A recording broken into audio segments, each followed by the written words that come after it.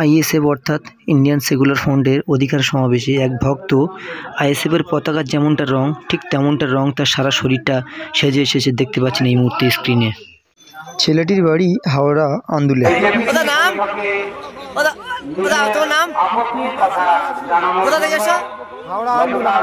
হাওড়া আন্দুল থেকে উপস্থিত ছিলেন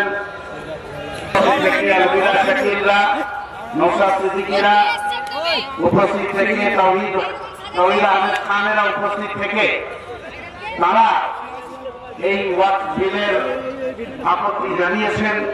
কেন আপত্তি সে কথা জানিয়েছেন এখন ছেড়ে দাও, এখন আপনারা শুনতে পাচ্ছেন আমাকে?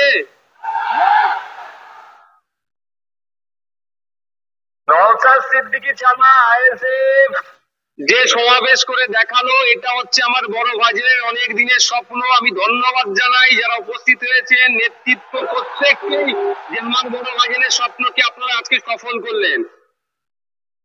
ভাইজান বারবার আমাকে বলে যে বেশি বেশি নেতা তৈরি করো, যত পারবে নেতা তৈরি করো,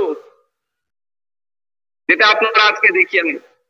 রাগ ক্ষোভ হচ্ছে নাকি আপনাদের? আমারও রাগ ক্ষোভ হচ্ছে, কিন্তু এই রাগ আর ক্ষোভকে সঠিক পথে যদি কাজে লাগাতে আমরা পারি, তাহলে অপদার্থ ব্যর্থ তৃণমূল বিজেপির মিশ্রিত এই রাজ্য সরকারকে আমরা গঙ্গায় ছুঁড়ে ফেলতে পারবো গণতান্ত্রিক প্রক্রিয়াতে।